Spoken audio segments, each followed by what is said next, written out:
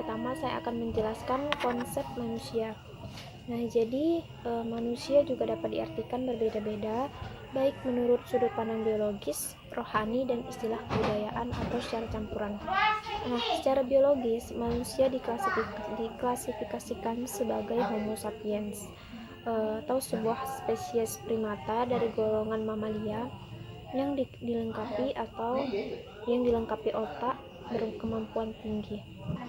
Nah, jadi di sini saya mengambil definisi dari Abraham Maslow, kebutuhan dasar manusia. Nah, jadi menurut Abraham Maslow, kebutuhan dasar manusia itu dapat dikategorikan menjadi 5 level tingkatan. Nah, yang pertama itu ada kebutuhan fisiologis. Psychological needs adalah kebutuhan yang paling dasar yang harus dipenuhi oleh seorang individu. Kebutuhan tersebut mencakup sandang, pangan, dan papan. Nah, contohnya kebutuhan makan, minum, perumahan, seks, istirahat untuk menjaga kesehatan, apabila sakit, berobat. Yang kedua, ada kebutuhan akan rasa aman. Safety and security needs adalah kebutuhan yang diperoleh setelah yang pertama terpenuhi. Pada kebutuhan tahap kedua ini, seorang individu menginginkan terpenuhinya rasa keamanan. Pada dasarnya, kebutuhan rasa aman ini mengarah pada dua bentuk, yakni kebutuhan keamanan jiwa dan kebutuhan keamanan harta. Nah, yang ketiga ada kebutuhan rasa memiliki dan kasih sayang. Social needs adalah kebutuhan ketiga setelah kebutuhan kedua terpenuhi. Pada kebutuhan ini mencakup perasaan seseorang seperti termilikinya cinta, sayang, keluarga yang bahagia dengan suami istri, dan memperoleh anak dari perkawinan yang sah. Tergabung dalam organisasi sosial. Kebutuhan sosial di sini memperhatikan seseorang yang membutuhkan pengakuan atau penghormatan dari orang lain. Yang keempat ada kebutuhan penghargaan.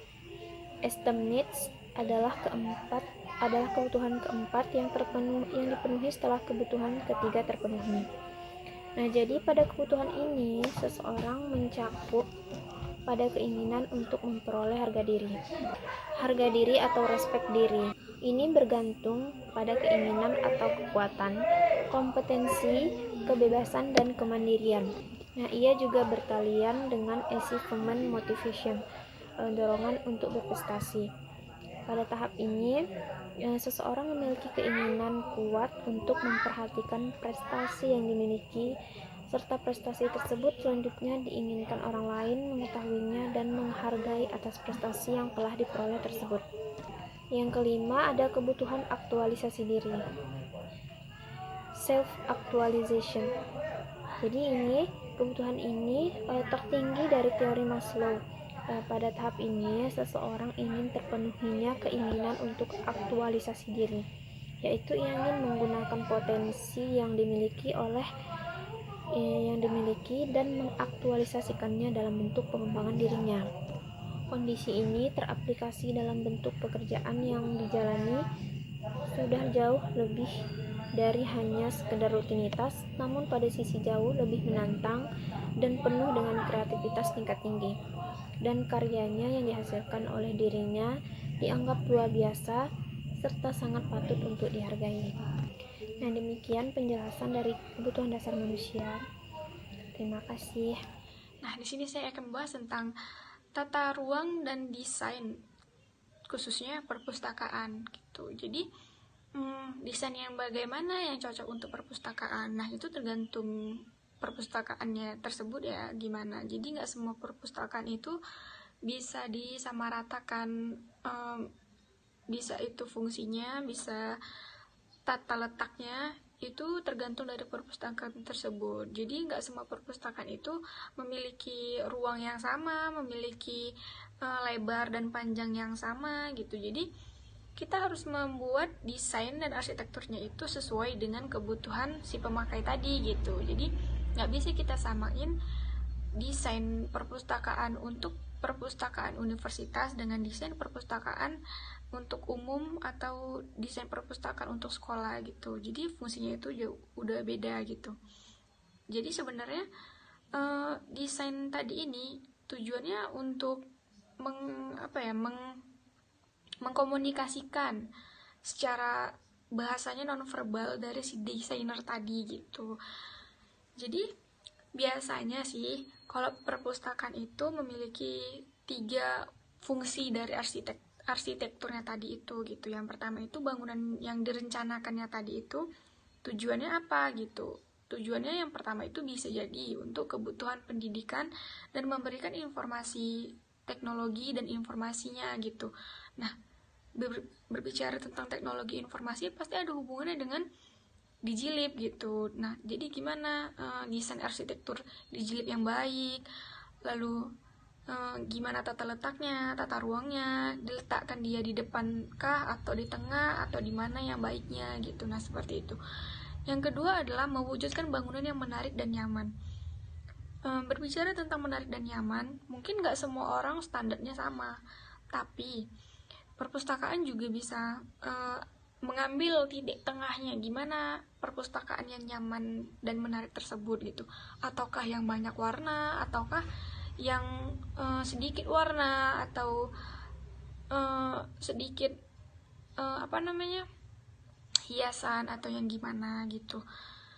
Nah, itu tadi. Jadi mewujudkan bangunan tadi ini bisa dengan membuat misalnya bagaimana perpustakaan yang sempit terlihat luas misalnya kayak gitu.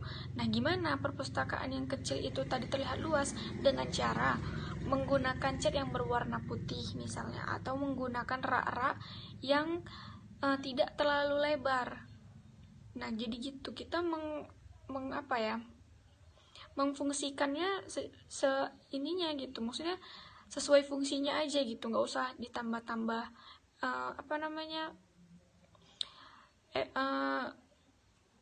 hiasan di sana sini gitu. Jadi jatuhnya itu jadi kayak perpustakaan anak-anak gitu, apalagi khususnya untuk perpustakaan universitas. Terus yang ketiga adalah sirkulasi ruangan gitu. Yang namanya perpustakaan itu kalau lah dikatakan dia perpustakaannya kecil, mungkin dia bisa menggunakan AC gitu. Tapi gimana ketika mati lampu? Lalu gimana pencahayaannya gitu ketika siang hari? Apakah baiknya gimana gitu? Apakah harus seperti apa ditata rak-rak tersebut supaya semua terkena cahaya gitu. Kan kita juga harus menghemat listrik ya gitu. Jadi yang seperti itu. Jadi menggunakan aspek-aspek fungsi dan melihat bentuk perpustakaan tersebut itu gimana, lalu kita sesuaikan dengan pemustakanya gimana gitu. Jadi kita bisa mendesain perpustakaan yang baik dan nyaman itu gimana gitu. Ini saya akan menjelaskan tentang perilaku manusia. Di mana perilaku manusia adalah sekumpulan perilaku manusia yang dipengaruhi oleh sikap, emosi, kekuasaan, persuasi, dan genetika. Adapun perilaku manusia ini dapat berubah, berkembang seiring berjalannya waktu. Bagaimana ada 3 pola perkembangan manusia. Yang pertama ialah nativisme atau pembawaan, yang dimana ini sering disebut dengan pesimisme atau pesimisme pedagogis. Orang yang memang pembawaannya yang dari lahir sampai dia beranjak dewasa, pembawaannya tetap sama saja. Kemudian yang ketiga adalah empirisme. Sesuai dengan berjalannya waktu, ada orang yang perilakunya berubah sesuai dengan apa yang dia rasakan, apa yang dia temukan, dan apa yang dialami di dalam suatu lingkungannya. Karena ini adalah suatu pola perkembangan perilaku manusia yang disebabkan oleh pengaruh lingkungan. Dan ini sering disebut dengan tabalu rasa atau optimisme pedagogis. Kemudian yang ketiga adalah konvergensi. Konvergensi ini dikemukakan oleh Abraham Maslow sebagaimana hierarki piramida yang dia buat, bahwasanya perilaku manusia itu dapat berubah dikarenakan psikologi, keamanan, kenyamanan, kasih sayang, cinta, serta aktualisasi diri. Sekian.